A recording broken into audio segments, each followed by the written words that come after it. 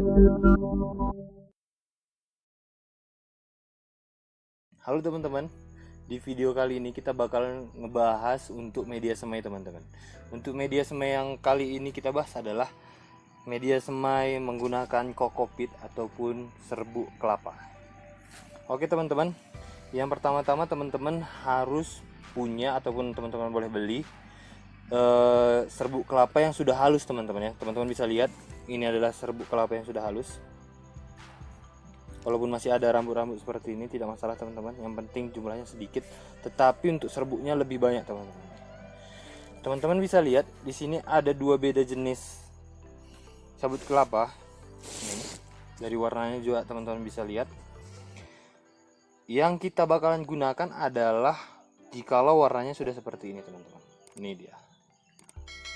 Kalau serbuk kelapanya masih warnanya seperti ini dan dia masih berpecah-pecah seperti ini, sebaiknya teman-teman lakukan penyiraman secara rutin teman-teman. Tujuannya adalah untuk menghilangkan zat-zat tanin yang ada di serbuk kelapa ini. Untuk caranya sendiri agar zat taninnya hilang, teman-teman bisa ikuti cara saya biasanya gunain untuk penyiraman secara rutin teman-teman ya. Nih.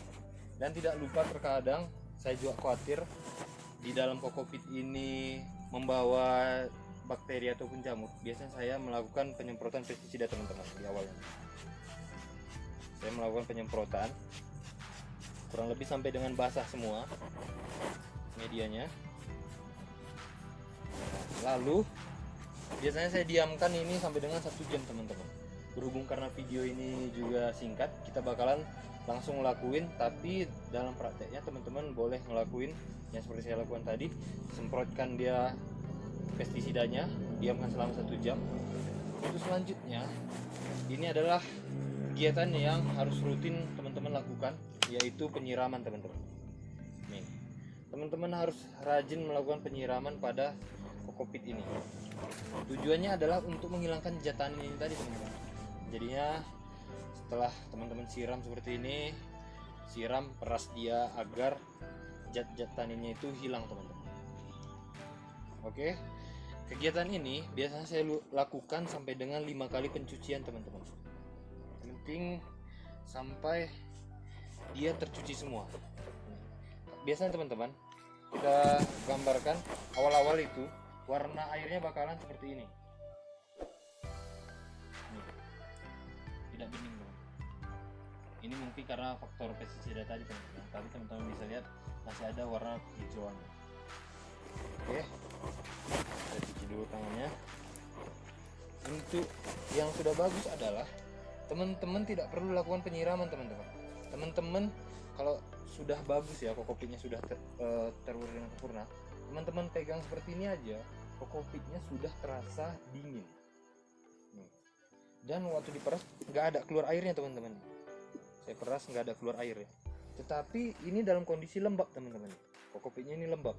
Kalau dipegang dia rasanya dingin. Dan warnanya sudah seperti ini, sudah beda. Dan teman-teman bisa lihat ini adalah yang masih dicuci tadi. Warnanya udah kelihatan beda teman-teman.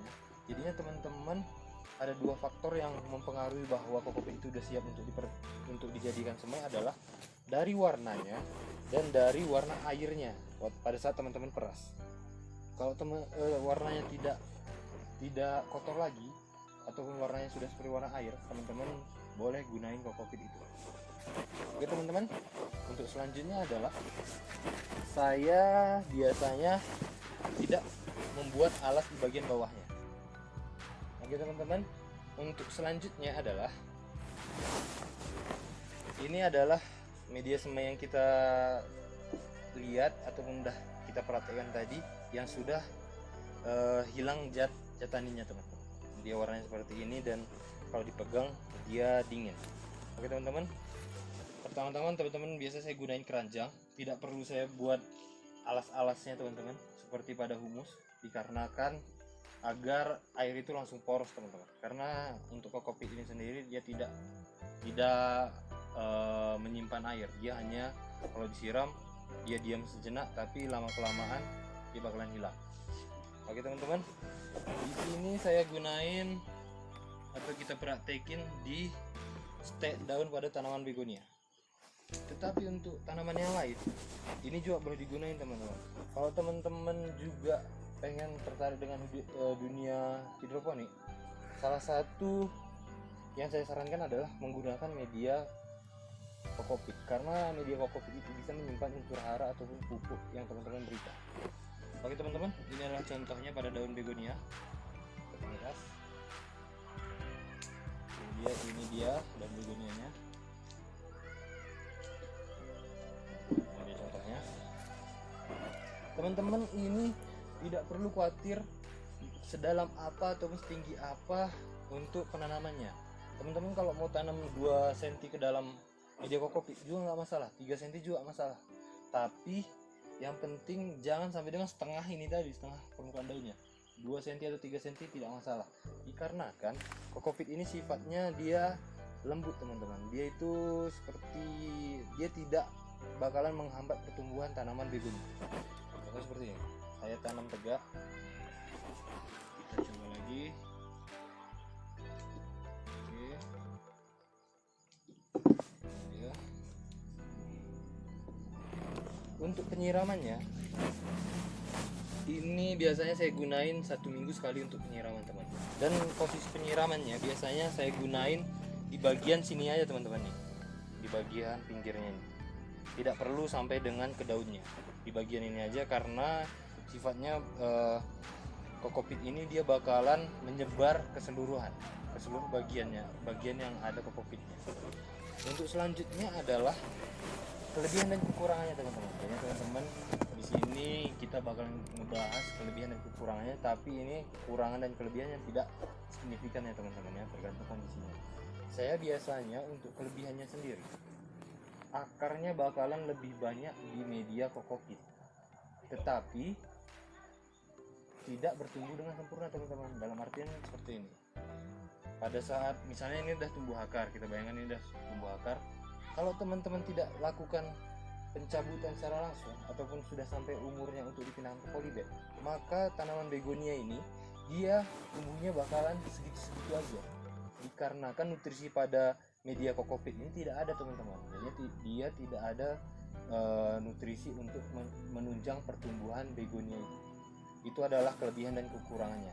Yang selanjutnya adalah kelebihannya juga adalah teman-teman bakalan mudah untuk mencabut ataupun untuk membongkar begonianya teman-teman, dikarenakan media kokopit ini dia yang saya bilang tadi dia lembut, dia tidak mengeras seperti tanah. Jadi teman-teman kalau tinggal cabut ya tinggal cabut aja, jadi dia nggak terlalu banyak ataupun tidak terlalu banyak akar yang putus. Oke teman-teman, itu adalah kelebihan dan kekurangannya, tapi ini adalah salah satu metode cara yang teman-teman boleh gunain kalau teman-teman susah untuk mencari media tanam humus ataupun tanah. Oke teman-teman, ini adalah di tanaman begonia. Teman-teman boleh lihat, saya bakalan tunjukkan di tanaman krisan teman-teman ya. Ini saya cabut dulu tanaman krisannya. Ini dia. Ini adalah media kokopit yang seperti saya bilang tadi. Teman-teman masih bisa lihat kokopitnya masih banyak menempel teman-teman ya. Tuh.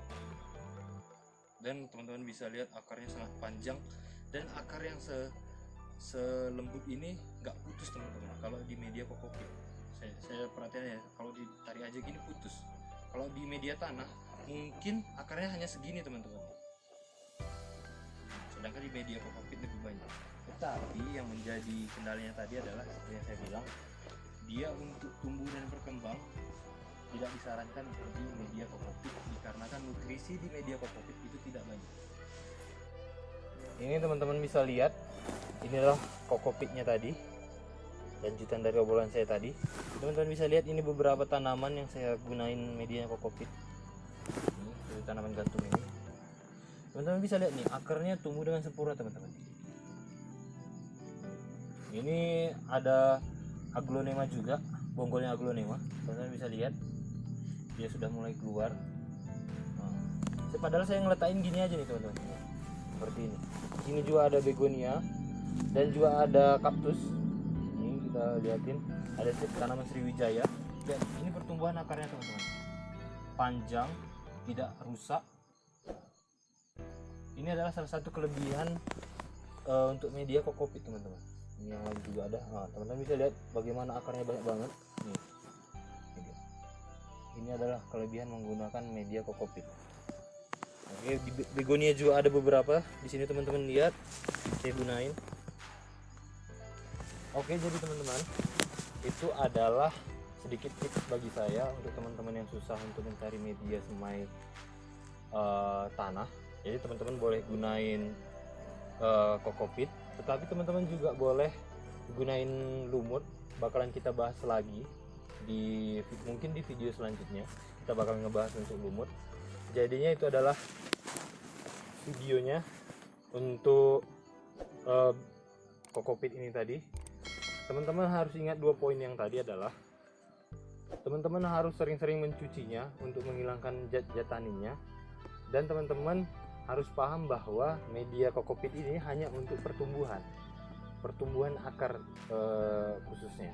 Kalau teman-teman berharap begonia bisa besar di media kokopit, teman-teman harus boros penggunaan pupuknya, karena teman-teman harus paham bahwa media kokopit itu tidak ada mengandung unsur hara yang dibandingkan dengan tanaman humus. Seperti kalau kita tahu bahwa humus itu ataupun tanah yang lainnya banyak mengandung bakteri makro dan mikro. Oke teman-teman, itu adalah sedikit tips dari saya. Semoga teman-teman suka. Kalau teman-teman ada pertanyaan lagi, silahkan komen ataupun boleh hubungin kita. Dan teman-teman yang lain ataupun teman-teman masih penasaran untuk bagaimana ataupun masih ada hal-hal yang perlu ditanyakan, silahkan teman-teman hubungi kita lewat kontak yang ada di video ini. Sebisa mungkin bakalan kita jawab permasalahan untuk teman-teman. Dan kalau teman-teman mau order tanam-tanaman dari kita, teman-teman boleh kunjungi Instagram kita, ataupun teman-teman boleh tunjukin, bang saya mau tanaman ini, apakah di tempat abang masih tersedia atau enggak. Kita juga bakalan usahain tanamannya ada. Oke teman-teman, itu adalah video penjelasan bagaimana untuk media tanamnya. Semoga teman-teman suka, dan sampai jumpa di next video.